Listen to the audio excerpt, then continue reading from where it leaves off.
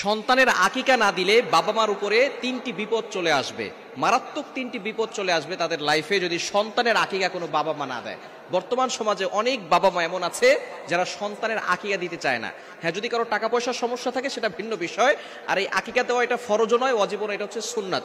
নবীজি সাল্লাল্লাহু আলাইহি ওয়াসাল্লাম আকিকা দিতেন, এবং আকিকা না দিলে কিছু কিছু ক্ষতি হওয়ার সম্ভাবনা থাকে বাবা মার উপরে। এক নাম্বার হচ্ছে, সন্তানের যদি আকিকা না দেওয়া হয় তাহলে যে ক্ষতি হবে সেটা হচ্ছে সন্তান বড় হয়ে বিপদে পড়ে যাবে, বারবার তার উপরে বিপদ আসতে পারে। এখন সন্তানের বিপদ আসা মানেই তো বাবা মার উপরে বিপদ চলে আসা। এজন্য সন্তানের আকিকা অবশ্যই দেওয়া দরকার। যদি তাদের অ্যাবিলিটি থাকে, সামর্থ্য থাকে, তাহলে আকিকা দিবেন। আকিকা কিভাবে দিবেন?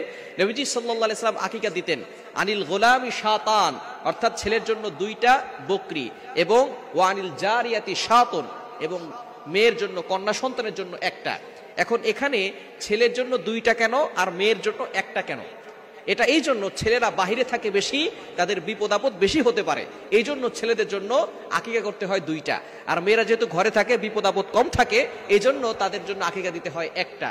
এই জন্য আকিকা যদি কোনো বাবা মা সন্তানের জন্য না দেয়, এই সন্তানদের উপরে মাঝে মধ্যে বিপদ চলে আসে।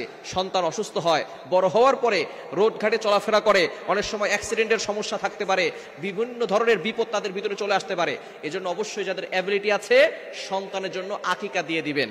আকিকা 7ম দিনে করা সুন্নাত। যেদিন সন্তান জন্মগ্রহণ করবেন 7ম দিনে আকিকা দিবেন, এবং মাথা মুন্ডন করে সেই মাথার চুলগুলো ওজন করে আপনি কিছু রূপার মূল্য দান করে দিবেন, এবং আপনি তার সুন্দর একটা ইসলামিক নাম রাখবেন, তাকে ধর্মীয় শিক্ষা দিবেন, কোরআনের শিক্ষা দিবেন। অর্থাৎ 7ম দিনেই তার জন্য আকিকা দিতে হবে, এটা হচ্ছে সুন্নাত। যদি 7ম দিনে না দিতে পারেন তাহলে 14তম দিনে দিবেন। যদি সেই দিন আপনি না দিতে পারেন তাহলে 21তম দিনে দিবেন। যদি 21তম দিনে না দিতে পারেন, এই পর্যন্ত সুন্নত, বাকি পরের দিন দেওয়া জায়েজ আছে, যে কোনো সময় আপনি দিতে পারেন।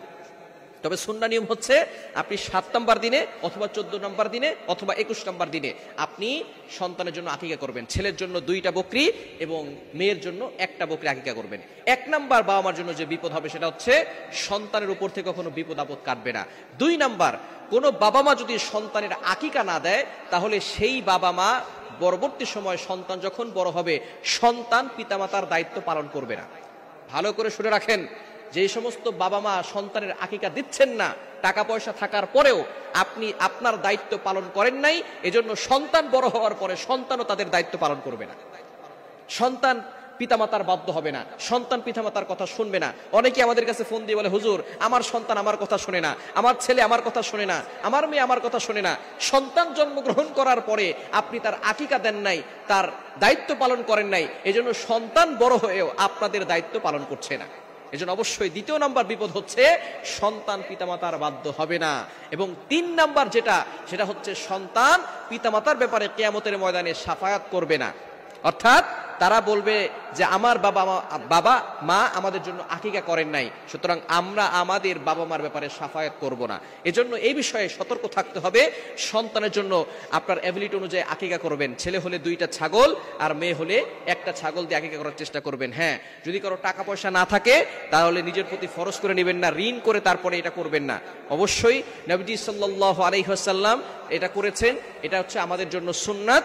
যদি যাদের অ্যাবিলিটি আছে তারা অবশ্যই করবেন, এটা ছেড়ে দিবেন না, অবশ্যই আমলটি করবেন। অনেকেই আছে সন্তান বড় হয়ে গেছে, সন্তান বৃদ্ধ হয়ে গেছে, তারপরেও বাবা মা আকিকা করে না। অবশ্য তাদের টাকা পয়সা আছে, কিন্তু সন্তানের জন্য আকিকা করে না। এজন্য আকিকা করবেন, এটা হচ্ছে একটা ইবাদত, নবীজি সাল্লাল্লাহু আলাইহি ওয়াসাল্লামের সুন্নাত, আমাদের জন্য এটা একটি সুন্নাত। সন্তানের জন্য আপনি খুশি হয়ে কিছু একটা জান কোরবান করে আল্লাহকে খুশি করে কিছু অসহায় মানুষকে, এতিম মানুষকে আপনি নিজেও আকিকার গোশত খেতে পারবেন, এতে কোনো সমস্যা নাই।